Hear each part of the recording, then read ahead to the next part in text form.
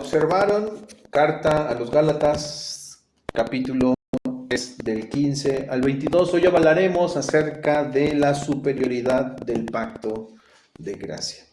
Ahora, ¿por qué esto? Porque creo que el apóstol Pablo está muy consciente en este punto que la vida de los cristianos se basa en una promesa. Hay un sinnúmero de promesas de parte de Dios, pero hay una promesa que es la promesa más excelente, la cual por supuesto se ha vuelto para Pablo y para todos los creyentes el fundamento de su fe. Y esa promesa es la promesa de Cristo.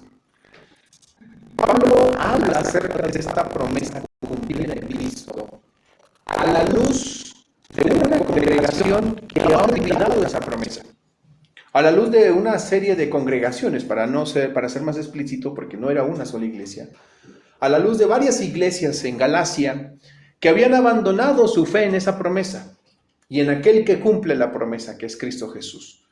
Se habían ido desviando a medida que llegaban personas que intentaban judaizarles y hacerles creer que además de la fe en esa promesa y en el cumplimiento de esa promesa, que es Cristo, era necesario recurrir a las obras de la ley mosaica para perfeccionar la vida cristiana. Pablo les recuerda el día de hoy que aún por encima de la ley del Señor, aún por encima de la promesa del pacto es superior. La promesa del pacto de gracia es superior. No porque la ley contradiga el pacto. De hecho, Pablo va a enseñar eso. Sino más bien la ley ratifica.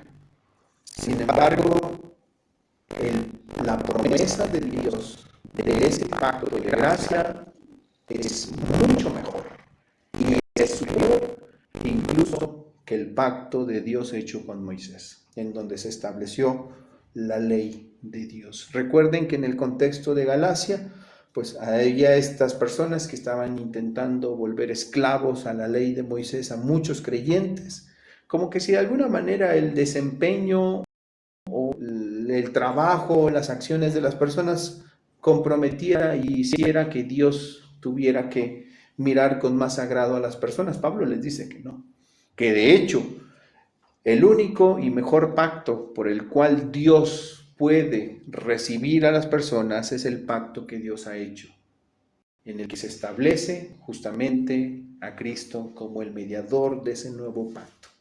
Hoy hablaremos un poco de esto.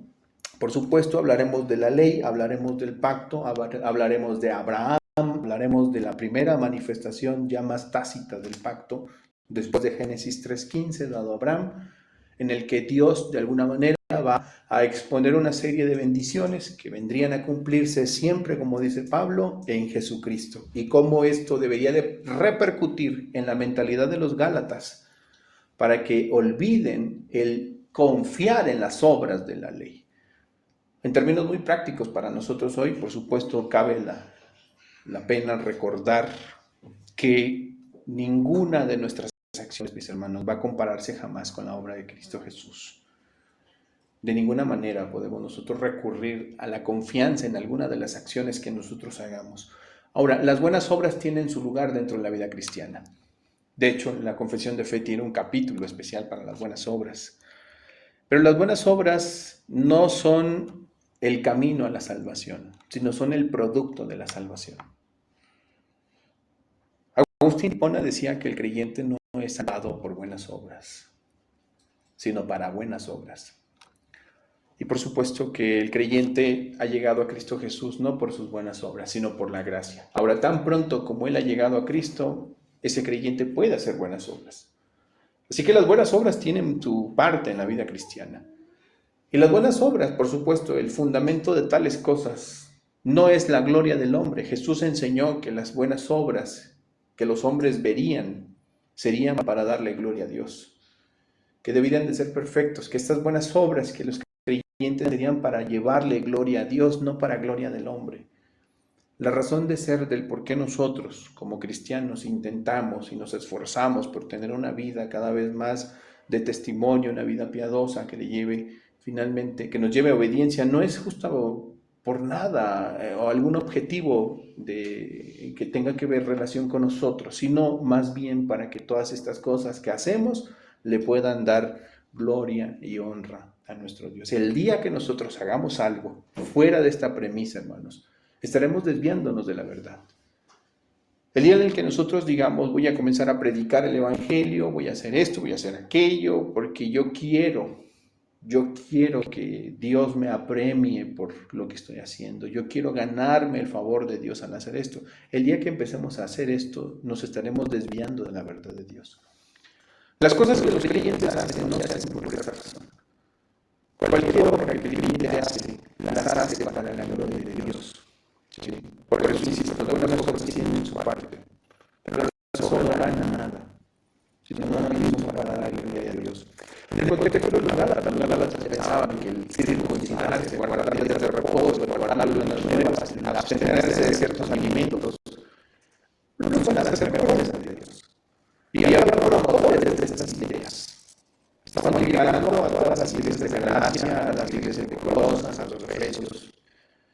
Se habían inundado todas estas iglesias de sus falsos maestros que enseñaban que además de Cristo era necesario hacer esto o hacer aquello. Y eso sigue ocurriendo hasta el día de hoy. Los cristianos seguimos lidiando con muchas cosas que se apartan de la verdad del Evangelio. Las personas a menudo piensan que además de entender el Evangelio que está centrado en Cristo, es necesario comportarnos, vivir, vestirnos, actuar, peinarnos, hacer cualquier clase de cosas que se dicen en la iglesia que se hagan, les harán mejores cristianos. Vivimos un mundo donde las iglesias están bombardeadas constantemente por esta clase de opiniones que nacen del corazón y de la percepción de un individuo, no nacen de lo que Dios dice en su palabra. El individuo cree, el individuo que está al frente de la congregación cree que vestirse de color rojo es pecaminoso y entonces él decreta que cada persona que se viste de color de rojo va a ser una persona que no puede tener cabida en la iglesia. Entonces está pecando, hermanos, eso es desviarse de la verdad. Y cuando las personas abrazan esas palabras, esos pensamientos de estos hombres, como si fueran la verdad de Dios, están equivocándose. Y vivimos en un tiempo donde esto es más frecuente y más común de lo que nosotros imaginamos. Muchas congregaciones suceden esto. Asuntos que tienen que ver con la comida, con la bebida, con asuntos que, hermanos, ni siquiera Dios nos ha puesto esa carga. Hay hombres que ponen tales cargas sobre el corazón de las personas y las pobres personas, en lugar de disfrutar esa libertad en la que Cristo nos ha permitido tener, en lugar de vivir en esa libertad que Cristo ganó, por cierto, en la cruz del Calvario por nosotros. Una libertad que, como la concesión de Galacia, es una libertad de conciencia que Cristo compró en la cruz del Calvario. Esta libertad es dañada, es trastocada por la imposición de otros. Y al hacer esto, estamos no solamente pecando contra nuestro hermano, sino también pecando contra Cristo. Debemos de tener mucho cuidado con ello. Esto estaba pasando en las iglesias de Galacia, esto sigue pasando el día de hoy. Y por eso es necesario entender que por encima de cualquier obra humana hay una superioridad. Y esa superioridad es la superioridad del pacto que Dios estableció. Es esa superioridad que nos conduce a Cristo. Es esa superioridad de ese pacto, que nos conduce a Cristo, que tiene por objeto a Cristo Jesús. Así que veamos lo primero que Pablo enseña en los versículos 15 al 17. Vamos a ver primeramente que el apóstol Pablo comienza con una ilustración legal. ¿Qué quiere decir esto? Pablo habla en términos legales para aquellos años. Dice el apóstol San Pablo, hermanos, hablo en términos humanos. Y estos términos humanos eran de tipo legal. ¿Por qué? Porque en la antigüedad las leyes establecidas eran comunes para muchas personas que vivían dentro del Imperio Romano. Y por supuesto, en el Imperio había ciertas leyes que la jurisdicción romana establecía y algunas incluso que se remontaban más allá de los romanos, que tenían que ver a lo mejor con el helenismo o aún en tiempos de Mesopotamia y que se habían establecido en distintas regiones en donde se encontraban los Gálatas. que se habían vuelto leyes y tradiciones que por supuesto eran bien conocidas entre las personas. Pablo habla justamente en esos términos, en términos humanos, de tipo legal. Y dice Pablo, hablo en términos humanos, un pacto, aunque sea de hombre, una vez ratificado, nadie le añade, dice Pablo. Aquí en el versículo número 15. Un pacto, aunque sea de hombre, no he ratificado, nadie lo invalida y nadie le añade. Lo primero que hace Pablo justamente es esto. Él está hablando acerca de este pacto que existe entre las personas y en la antigüedad, por cierto, era muy peculiar la manera en la que se establecían los pactos entre las personas. El día de hoy, para establecer un pacto basta confirmar. Ya ni siquiera una hoja, ¿eh? Ahora firmamos un celular o un dispositivo. De hecho, fíjense que en mi trabajo, curiosamente, me toca hacer eso constantemente con las personas.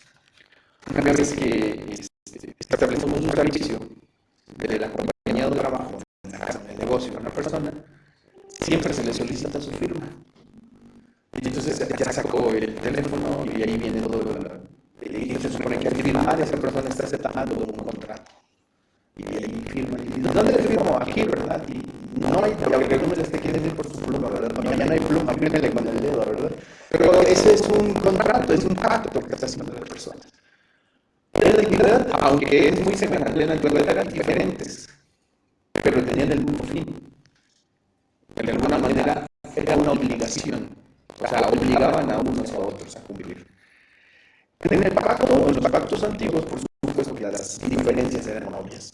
Por ejemplo, las personas en la antigüedad para pactar, curiosamente la escritura narra varios incidentes como estos en Génesis 15, por ejemplo, en Génesis 22. Las dos personas pactantes tomaban un animal y una vez que lo tomaban, lo degollaban y tomaban la sangre del animal que estaba emanando de su cuello degollado y formaban un camino de sangre. Tras ese camino de sangre, con un cuchillo cortaban al animal en pedazos y ponían pedazos de un lado y pedazos de otro del animal. O sea, lo despedazaban al animal, literalmente hablando. Ponían su cabeza, ponían una pata aquí, otra pata allá, su tronco o la mitad del tronco, ponían todos los pedazos. O sea, era un escenario muy dramático, ¿verdad? Muy sangriento, diríamos. Entonces, en ese camino de sangre, caminaban los dos pactantes. Y una vez que caminaban, ellos estaban aceptando las condiciones de tal pacto. Para firmar el pacto, por así decirlo, tomaban el muslo uno con otro. Se tomaban el muslo. Y eso muchas veces ocurre en la escritura. Se tomaban el muslo, de hecho, por ejemplo, Jacob obligó a José a tomar su muslo y jurarle que no dejaría sus huesos allí y que se los llevaría de ese lugar, de Egipto. Recordarán ustedes. Entre otras cosas. Abraham hizo lo mismo con su siervo, le pidió que tomara su muslo y que buscara una mujer para Isaac, no de entre los cananeos, sino que fuera entre los familiares que él tenía. ¿Sí? O sea que, y de esa manera, se firmaba, diríamos, las condiciones de ese pacto. Se establecían y se aceptaban las condiciones y obligaciones de ese pacto. ¿Quién podía romper este pacto? Nadie, porque según el pacto en la antigüedad, si se rompía, por eso es que mataban a un animal y lo despedazaban, aceptaban que así le sucedería al que rompiera el pacto. O sea, como ese animal quedó ahí todo despedazado y desmembrado, así me suceda, dice. Así me suceda. O sea, que era un pacto fuerte. Hoy ya nos dicen lo mismo, pero con letras chiquitas, ¿verdad? Menos obvio, pero con letras chiquitas, ¿verdad? Es algo parecido, ¿verdad? Entonces, en la antigüedad, por supuesto, esta clase de pactos existían. Ya en los días del Nuevo Testamento los pactos se fueron refinando, ya se hacían en el templo, se llevaban animales para pactar con Dios, etcétera, etcétera. Pero entre las personas también incluso había testigos que se obligaban a tener para que de alguna manera estos pactos no se rompieran con facilidad.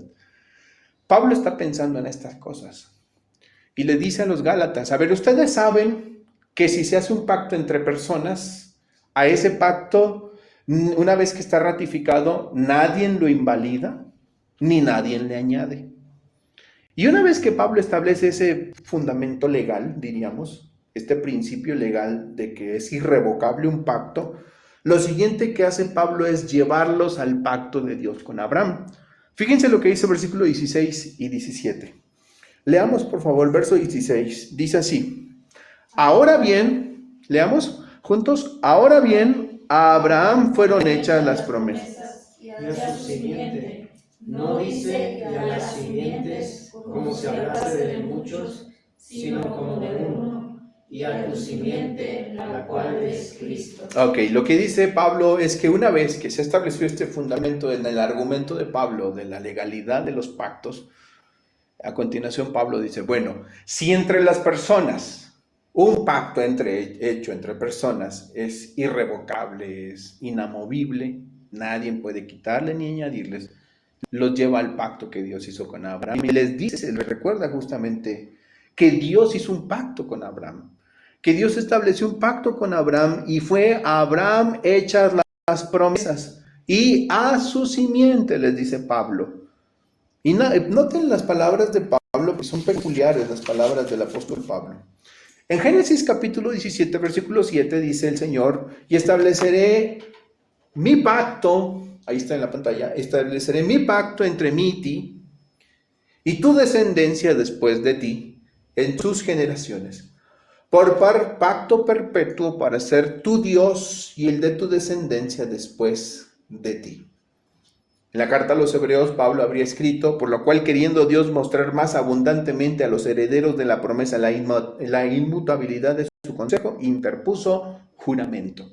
Es decir, lo que sucedió allá en Génesis, capítulo número 17, donde Dios está hablando con Abraham y le está prometiendo una descendencia que sería como las estrellas de los cielos y que en una de esas descendientes vendría la bendición para todas las naciones. En esa promesa, dice el apóstol Pablo, estaba Dios jurando. Dios estaba hablando con promesa y con juramento. El pacto que Dios hizo con Abraham no fue un pacto común y corriente, es lo que está diciendo Pablo. Era un pacto extraordinario porque era Dios prometiendo y juramentando todo lo que iba a suceder. En Romanos capítulo 4, versículos 13 y 14, Pablo dice, porque no por la ley fue dada a Abraham y a su descendencia la promesa, sino por la justicia de la fe. Porque si los que son de la ley son herederos, vana resulta la fe. Es decir, la promesa de Dios en ese pacto es, para el apóstol Pablo, mucho mejor. Es algo irrevocable, algo que nadie puede quitar, ni cambiar, ni modificar, ni añadir. Y recuerden, ya Pablo está haciendo esta analogía. Ha comparado los pactos entre hombres como fundamento legal, y una vez que hace esto, hace una analogía, comparando el pacto de Dios con Abraham y haciéndonos saber que esa promesa que Dios le dio a Abraham es superior. Pero noten las palabras de Pablo, porque él dice, y a su simiente en singular, y no dice a las simientes en plural, como si hablase de muchos, sino que esta promesa de Dios, en donde todas las naciones serían benditas, que Dios estaba declarándole a su siervo Abraham, estaba finalmente enfocada en el fundamento de ese pacto, que era la simiente, es decir, Cristo Jesús. La promesa que Dios le hizo a Abraham tendría un cabal cumplimiento, dice San Pablo, en Cristo. Y no era cualquier promesa. Era una promesa hecha por Dios que nadie podía revocar. Y tendría un cabal cumplimiento en Cristo. Recuerden el contexto inmediato. Pablo se lo está diciendo a una iglesia que cree que la obra de Cristo no es suficiente. Se lo estoy diciendo a iglesias que piensan que aparte de la obra de Cristo es necesario obras de la ley. Hermana, y hay un sillón que se ve que está cómodo. Si quieres lo pueden sacar. ¿Sí? ¿Va? Ahí, mi hijo tiene... sácatelo, hijo. No, no te preocupes, nosotros no tenemos problema, ¿eh? Ya luego que nos conozcas vas a ver que no somos, somos buena onda. En serio, hermana. Es que yo me acuerdo cuando mi esposa estaba embarazada. Estás embarazada, ¿verdad? Sí. ¿Y cuánto tienes? Ya faltan 2 semanas, primero Dios. Ah, no, ya. Sí, te puedo traerte ahorita, si puedes traer la cama, ¿eh? No, no es cierto. Pero a veces está más cómodo. Y ahí hay cojincitos, hermana, ¿eh? Nada más una disculpa porque huelen a perro. Y no es por mí ni por ninguno de nosotros, es por el taco. El taco es perro que tenemos, hermana, un pug.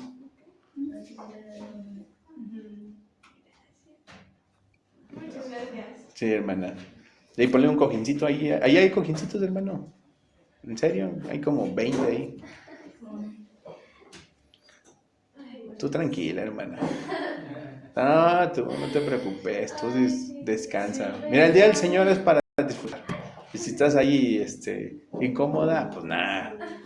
Ahí tú, es más, si te quieres dormir, bueno, ahí te despierta tu esposa. Ok, sí, tú, hermana, no tengas cuidado, de verdad. Ok, entonces, justamente lo que dice el apóstol Pablo es que lo que Dios está haciendo con Abraham es darle una promesa muy superior, inestimable, porque tiene que ver particularmente con el cumplimiento que se hace en Jesucristo. En su comentario a la carta a los Gálatas, Juan Calvino escribió: la promesa fue dada a Abraham no solo para él, sino para toda su descendencia espiritual, pues en Cristo las promesas hechas a Abraham son aseguradas y son cumplidas. Es decir, lo que Dios está haciendo con Abraham es algo que no tiene cabida siquiera entre los hombres. Dios está jurando que él cumplirá una promesa de bendición para todas las naciones a través de alguien que vendría de Abraham, una simiente de Abraham también. Y esa simiente, dice Pablo, será el Cristo. Martín Lutero, en el comentario a los Gálatas, también dice: la promesa fue antes que la ley. Ahora, no me digas, esto es importante, porque Pablo está argumentando, él dice: ¿en qué momento se dio la promesa de Dios a Abraham? Previo a la ley de Moisés. Mucho antes que siquiera Moisés estuviese entre nosotros. Antes de esto, Dios dio una promesa inestimable a un hombre llamado Abraham. Y como decía Lutero, la promesa fue antes que la ley, y la ley no la puede deshacer. Esta es la razón por la que la promesa es segura y firme, mientras que la ley es temporal y sirve solo a un propósito provisional. Ese es su comentario a la carta a los Gálatas. Imagínense por un instante esto, para que ilustremos cómo es tan importante la promesa, la herencia de la promesa antes que la ley. Si ustedes han tenido abuelitas, bueno, yo creo que todos, ¿verdad? Pero bueno, un abuelito, una abuelita que tiene sus propiedades y de repente su abuelita en su testamento dice: le voy a dejar una casa a mi nieta Erika, ¿verdad? Y entonces escribe y trae al notario para que se haga legal este deseo que ella está prometiendo otorgarle una casa, una propiedad. Y bueno, esa propiedad sí va a pasar a manos de la persona que va a heredar esa propiedad. ¿Por qué? Porque es un acto legal el que se está haciendo. Nadie puede revocar esto. Pero pasan algunos años, imagínense por un instante que pasen algunos años, y empiezan algunos familiares a visitar a nuestra hermana Erika, que tiene su casa nueva, y empiezan a establecer ciertas leyes, ¿verdad? Ciertas reglas, diríamos. Y entonces esas reglas, pregunta, por el hecho de que otras personas puedan establecer algunas reglas, la pregunta es: ¿esas reglas anulan la herencia? No, están allí. ¿Son necesarias esas reglas? Sí, puede ser que sean necesarias y le puedan establecer reglas a los nietos y reglas a los hijos y reglas, bueno, sí, puede ser que haya reglas establecidas por los demás familiares, pero sin embargo, ninguna de esas reglas anula la herencia. Eso es lo que pasa con la promesa de Dios a Abraham. Muchos años después vino la ley, ahorita vamos a ver lo que dice Pablo, pero la ley no invalidará nunca jamás la promesa hecha por Dios a Abraham. La promesa hecha por Dios a Abraham es superior. Superior, y ahorita veremos el por qué es superior esa promesa. Pero ni siquiera la ley vino para invalidar esas promesas. No puede invalidar esas promesas. Lo primero que entonces vemos al apóstol Pablo hacer es que él está argumentando en cómo Dios ha sido fiel a esa promesa. ¿Sí? Dios fue fiel a esa promesa que le hizo a Abraham Y Dios no puede cambiar esa promesa porque esa promesa es una promesa irrevocable, es un pacto legal. Cuando Abraham pudo ser heredero de la justicia, lo hizo a la luz de esa promesa, porque él creyó en esa promesa. ¿Recuerdan cómo describe Génesis la actitud de Abraham ante esa promesa? Génesis dice, y creyó a Dios, y su fe le fue contada por justicia. ¿Qué es lo que llevó a Abraham a recibir en sí mismo los beneficios de esa promesa? Fue su fe. ¿En qué? En esa promesa. Ni siquiera estaba circuncidado Abraham cuando eso sucedió.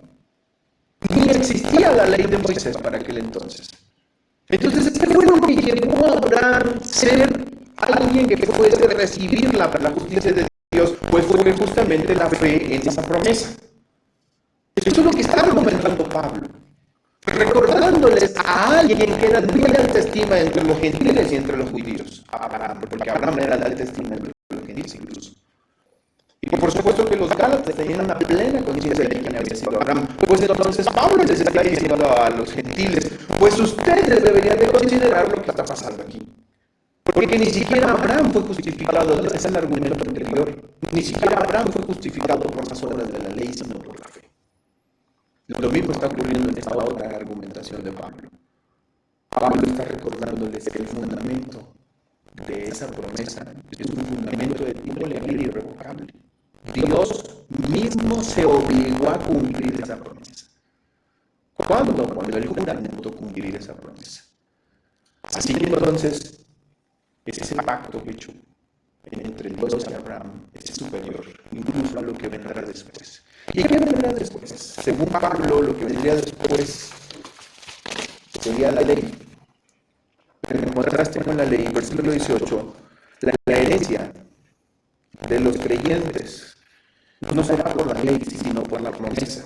El versículo 18, Gálatas, el versículo 18 dice Pablo, porque si la herencia es por la ley, ya no es por la promesa.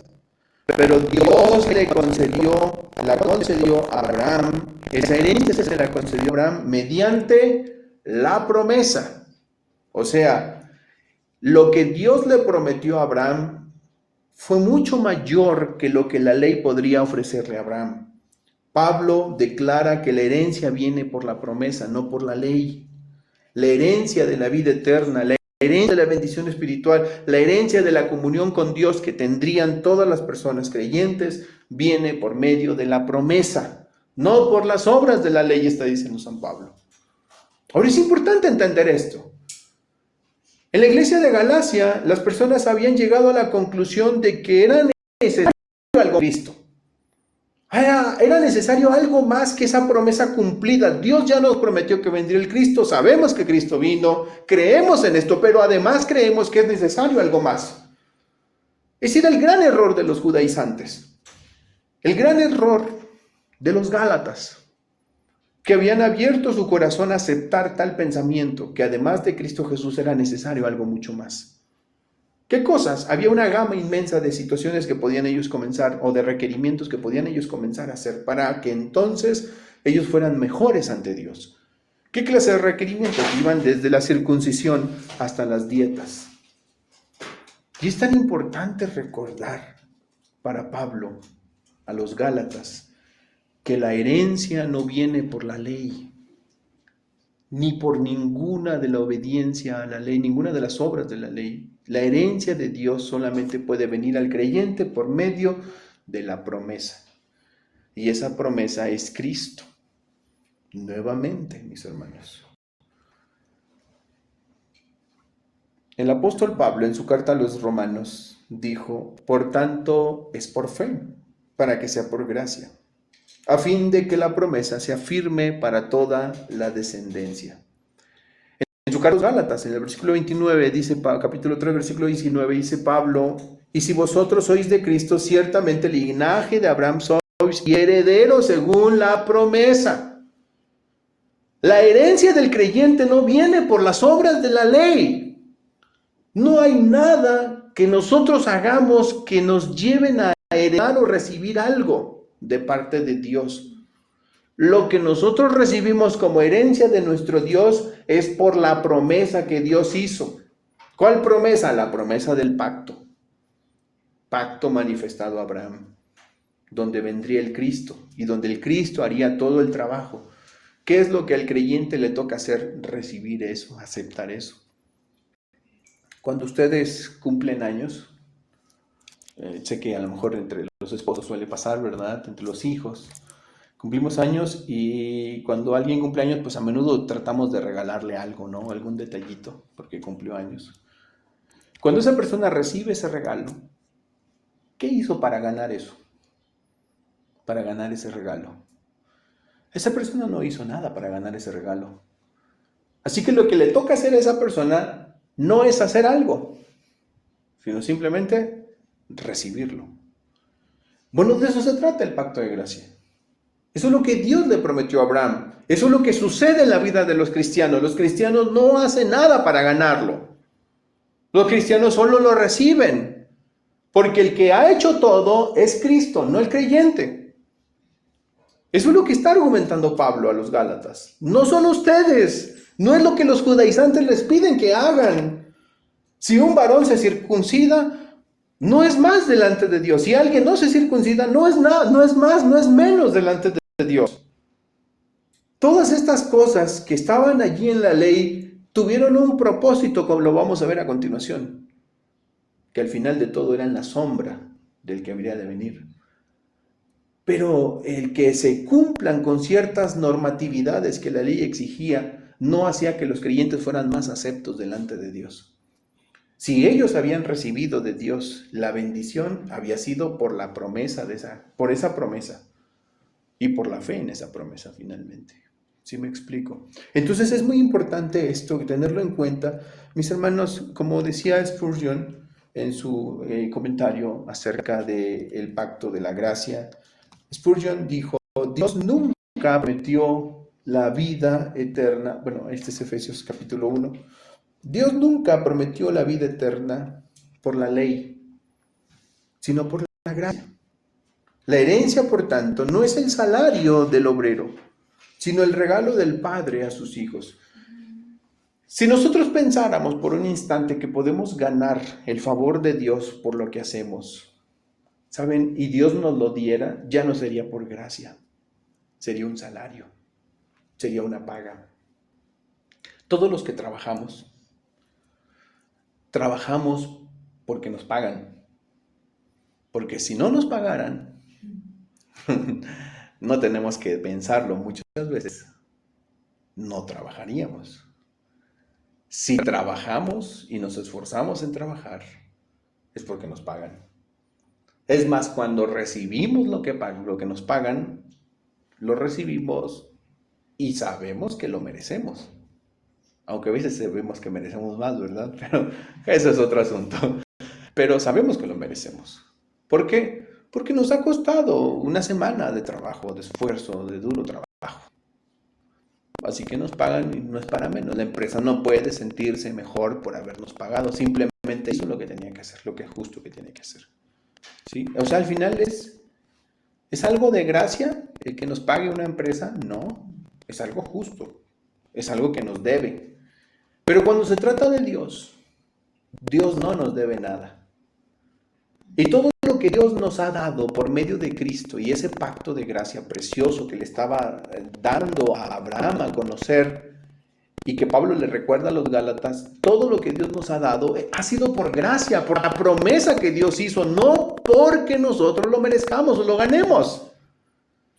Si pudiéramos obtener de Dios algo por trabajar y esforzarnos, ya no sería por gracia, sino sería por deuda. Eso es lo que está diciendo Pablo. ¿Y saben cuál era el problema de los Gálatas? Que pensaban que podían poner a Dios en deuda. O sea, ganar algo de Dios. Dios no está en deuda con nosotros, hermanos. Miren, hay una confusión en esto que estoy diciendo. Creo que algunos de ustedes tal vez han oído esto. Hay pastores que les dicen a la gente, y solo lo digo en términos generales, porque no quiero particularizar. Les dicen a las personas, mira, tú das a Dios, Dios va a dar. Y su premisa se basa en esto. Porque Dios no es deudor de nadie. Pero esa afirmación, aunque es correcta, Dios no es deudor de nadie. No tiene una intención correcta al decirlo. La intención de muchas de estas palabras es que si la gente da, Dios les tiene que dar, porque al final han hecho a Dios deudor y Dios tiene que pagar sus deudas. Esa es una de las tonterías más absurdas que los cristianos podemos llegar a pensar. Ninguno de nosotros puede poner en deuda jamás a Dios. No nos debe nada. No hay nada que yo haga que haga a Dios estar en deuda conmigo. No me debe absolutamente nada. Pero entonces, ¿por qué Dios los bendice? Por la promesa. Por la fidelidad a su promesa. Que cumplió su Hijo. El error de los Gálatas era que pensaban dentro de sí que por circuncidarse, por guardar días de reposo, por abstenerse de ciertos alimentos, ellos ya estaban poniendo en deuda a Dios. ¿Y qué merecían de Dios? Pues más bendición de Dios. Dios tenía que amarlos más. Dios tendría que aceptarlos de mejor gana, porque entonces ahora ya estaban circuncidados. Pablo les dice, eso es una locura. Recuerden que la promesa es superior y todos los beneficios de esa promesa superior a la ley incluso los recibimos por la fidelidad de Dios a esa promesa, porque Dios ha sido fiel a esa promesa. Así que es por gracia, no es porque nosotros ganemos algo de Dios. Nunca, hermanos, de ninguna manera vamos a poner a Dios en deuda. Thomas Boston dijo, la promesa de la gracia es la base de toda la esperanza de los cristianos. Si la herencia dependiera de la ley, ninguno la recibiría, porque después de todos, ¿qué haríamos todos nosotros si tuviéramos que ganarnos las promesas o la herencia de la promesa por la ley? Pues fallaríamos, porque romperíamos constantemente esa ley. Pero al depender de la promesa, dice Thomas Boston, que reina la gracia. ¿En qué descansa el creyente? En la gracia de Dios, o en sus bondades, en sus obras, en sus acciones. ¿En qué descansa tu fe? En lo que tú estás haciendo, en lo que Cristo hizo. ¿Sabes una gran diferencia entre el cristianismo y todas las demás religiones? El pastor John MacArthur, por cierto, en una ocasión, mientras era entrevistado por Larry King en CNN, hablaba acerca de esto y me gustó mucho lo que dijo John MacArthur. Porque él decía, solo hay dos religiones en el mundo. Y uno, el libro de las religiones, y según el diccionario de las religiones hay más de 100.000 religiones en el planeta. Más de 100.000 religiones en el planeta. Hay religiones hasta las más absurdas. ¿Saben que hay una religión de Star Wars? ¿En serio existe? Hay una religión de los pitujos. ¿En serio, hermanos? No piensen que estoy yo bromeándoles. Eso está ahí, ¿cómo se llama? Relatado, documentado. Bueno, sí, hay toda clase de religiones. En serio. John MacArthur decía, solo hay dos religiones. ¿Cuál es la religión? Y una es verdadera y una es falsa. La religión falsa siempre te dice, tú tienes que hacer para ganar. Y en eso, noten eso, porque en eso encaja cualquier religión. Los que fuimos católicos romanos, para ganarnos el agrado de Dios, ¿qué teníamos que hacer? Muchas cosas. Por ejemplo, y algunas veces hasta ni siquiera sabíamos lo que estábamos haciendo, ¿verdad? Pero lo hacíamos porque sabíamos que eso era algo que de alguna manera le agradaba a Dios o hacía que nos aceptara más. Nos bautizaron, nos hicieron la primera comunión, nos bautizaron, confirmaron, ¿verdad? Y no sé cuántas cosas más hicimos. Algunos tuvieron la dicha de nacer en un hogar cristiano y se libraron de todas estas brujerías, ¿verdad? Otros no. Otros sí tuvimos que pasar por todos estos ritos, ¿verdad? Todas estas hechicerías, diría Pablo, ¿verdad? Entonces tuvimos que pasar por todas ellas. Bueno, ¿por qué? Porque así nos hicieron creer que ganaríamos el favor de Dios. De hecho, la gente sigue creyéndolo, ¿no? Cuando se está por morir, tienen que recurrir a una persona para que unja sus frentes y les aplique los santos óleos y así los prepare para que finalmente lleguen a la muerte. Al final son todas estas obras o sacramentos las que llevan a las personas a creer que Dios ya los va a aceptar por lo que acaban de hacer. Y así es en cualquier religión. Una ocasión tuve la oportunidad de platicar con un testigo de Jehová, curiosamente, y fíjense que no me gusta mucho platicar con ellos, porque son muy necios y tercos, y a veces no oyen. Pero tuve la oportunidad y era una persona buena gente, y o sea, no era de esas personas necias y obstinadas, sino que se prestó a escuchar. Y entre sus comentarios me decía que él va a hacer 50 horas al mes de servicio. Y dice, ¿qué es eso? Dice, no, es que yo allí en la congregación, no le llaman iglesia, en la congregación, son los salones del reino, nos piden que 50 horas al mes le entreguemos pues, a evangelizar. O sea, llevar la atalaya y el despertar a las casas. 50 horas, dije, uy, es un montón de tiempo. Pues sí, llevaban 50 horas. Cada gente está obligada a dar 50 horas de su vida para eso. Cada mes. Y volteas tu mirada a otra religión. En la universidad tuve un compañero que era mormón. Justo antes de terminar, en el último semestre, abandonó la carrera por un año. Me dijo, me tengo que ir de misionero. Oye, pero me vas a acabar. No, es que me tengo que ir de misionero. Y ya había planeado y todo. Él se tenía que ir por su religión de misionero un año. De esta manera, pues él ya iba a pagarle a Dios todo lo que Dios le había dado, o cumplir con Dios, o no sé qué cosa. Pero por donde quiera que volteas es eso, el mismo pensamiento. Tú haces para ganar el favor de Dios. John MacArthur decía esto. Todas las religiones implican que el hombre haga para recibir. El único o la única religión que te dice lo contrario es el cristianismo. El cristianismo dice, tú no puedes hacer nada. Y aunque lo hicieras, no es suficiente. El cristianismo dice, tú tienes que aceptar lo que otro hizo por ti. Ese es el cristianismo. Esa es la religión verdadera. Ese es el evangelio, decía John MacArthur. El evangelio es aceptar lo que otro hizo por ti. Es lo que está diciéndole Pablo a los Gálatas. No es lo que ustedes han hecho. Todos los beneficios de la promesa los recibimos no por lo que hacemos, sino porque Dios fue fiel a esa promesa al enviar a su Santo Hijo. Y su Hijo fue fiel también a ese pacto, al obedecer perfectamente ese pacto hasta la muerte y la muerte de cruz. A derramar su sangre en la cruz del Calvario, Él fue fiel a ese pacto. Y por la fidelidad de Dios en eso, nosotros recibimos. No es por las obras de la ley, como decía Thomas Boston. Y saben que cuando nosotros aceptamos esta verdad, descansamos. De verdad descansamos en Dios.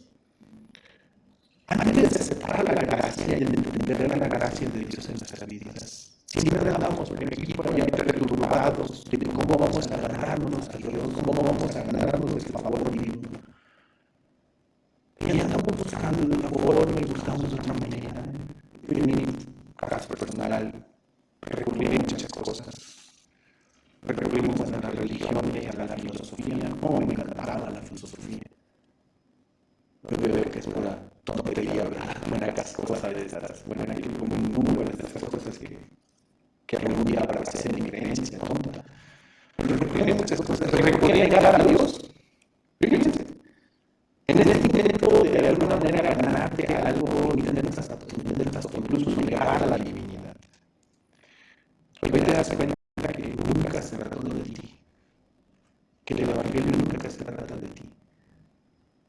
El evangelio siempre se trata de la promesa de Dios cumplida en Cristo. promesa que Dios le dio a su siervo Abraham. ¿Quién lo fue? Jesús. Incluso hoy por hoy nos vemos aquí, hermanos, no porque nosotros hayamos encontrado a Cristo. Tú no encontraste a Cristo.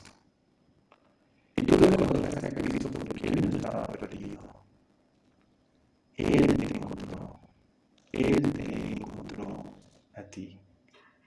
Y esa es la razón por la que estamos en este lugar. Nuestras vidas han cambiado y Dios las ha transformado. ¿Pero por qué? Por Cristo, por lo que Él hizo, el Señor. Nunca ha sido por lo que hayamos hecho nosotros. Jamás de los jamases, hermanos. Líbrense de este pensamiento que nos lleva a creer que podemos ganarnos el favor de Dios. Quítalo de tu vida. De verdad, quítalo de tu manera de vivir, de tu manera de pensar, de tu cosmovisión del mundo. Quítalo. Hay gente que está solo ideando. Ahora voy a hacer esto para que Dios me acepte mejor. Ahora voy a dejar de hacer esto. Voy a dejar de comer esto. Voy a dejar de beber esto. Voy a dejar de vestirme así. Y empiezan a atiborrar su vida de una serie de restricciones que Dios nunca demandó de ellos. Pobres almas, miserables. Cuán miserable será la vida de estas pobres almas. Allí están esclavizadas, aterradas de que Dios les haga derramar su furia sobre de ellos, porque no han cumplido con los estándares, no que Dios les pidió, sino los que ellos mismos se forjaron. Cuán miserable es la vida de estas pobres almas. Es una tristeza. El Evangelio nos llama a aceptar los beneficios de esa promesa. ¿Y qué tenemos que hacer? Recibirlos simplemente. Reciban esos beneficios por medio de la fe. El día de hoy hemos dividido esta predicación en dos partes. Hoy hemos llegado a la parte final de la primera parte. La siguiente semana veremos acerca del propósito temporal de la ley en el pacto.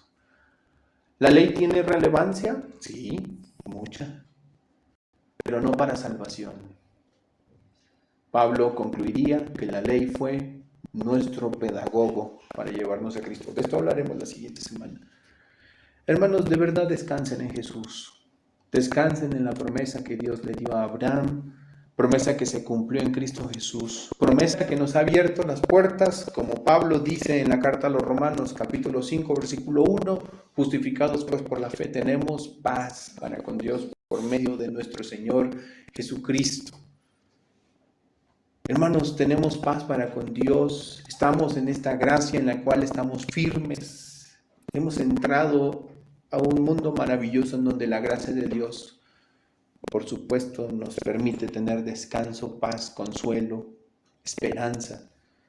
Y toda nuestra esperanza está puesta en esa gracia divina. Hablamos de escatología el jueves y qué bellísimo es cuando empezamos a entender toda la escatología de los creyentes. Pero ¿saben qué? Esto es la gracia de Dios al final de todo. Es la culminación de toda esa gracia que Dios ha prometido para los suyos. Descansen en eso, descansen en la obra preciosa de Cristo. Vivan agradecidos por lo que Jesucristo hizo en la cruz del Calvario. Dejen de confiar en sí mismos. Confíen verdaderamente en la obra de Cristo, en lo que Él hizo, no en lo que ustedes hacen, en lo que Cristo Jesús hizo en la cruz del Calvario. Él entregó su vida para la salvación de nuestros pecados. Pablo razonaba sobre esto en la carta a los Hebreos. Dice, es el único sacrificio suficiente, no es necesario el sacrificio. Bendito sea Dios que el sacrificio de su Santo Hijo se ha hecho efectivo en nuestras vidas. Gloriosamente, hermanos, y esto haciendo un acto sobrenatural. El Espíritu de Dios de manera sumamente poderosa aplicó la obra de su Hijo, la obra del Hijo a nuestras vidas. Y el Padre nos ha recibido. Por esa obra maravillosa del Hijo, hermanos, es bendición enorme, difícil de entender a veces.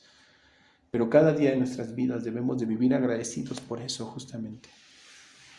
Por lo que Dios ha hecho, por lo que Dios seguirá haciendo en nuestras vidas. Y saben, es tan bellísima esta promesa que Dios le ha dado a su siervo Abraham, de que su hijo sería bendición a todas las naciones, que sabemos por la Escritura, que ninguno de los suyos se perderá. Ninguno de los suyos se perderá. ¿Saben qué significa esto? Que esa promesa garantiza que podremos perseverar hasta el fin. Podremos perseverar hasta el fin. Y alguien quizá hoy se ve débil. Quizá hoy alguien dice, Señor, yo en verdad me siento débil, me siento tan pequeño que ni siquiera creo que pueda perseverar para ti. Pues estás en lo cierto. Eres débil y pequeño y no puedes perseverar. Por eso Dios prometió perseverar tu vida. Él es el que hará la obra en tu vida y la perfeccionará hasta ese glorioso día, hasta ese majestuoso día en el que el Señor, el Rey de Reyes y Señor de Señores, descienda del cielo con voz de mando, con voz de arcángel, y entonces Él nos lleve a estar siempre con Él, para siempre jamás. Hasta ese momento, hermanos, Él perseverará en nuestras vidas. Y sí, somos débiles, pero Él hace la obra y nos va perfeccionando. Así que cobra ánimo, hermano. Cobra ánimo en Cristo el Señor, en tu Señor. Descansa en Él, vive para Él. Vamos a orar, vamos a despedirnos el día de hoy aquí.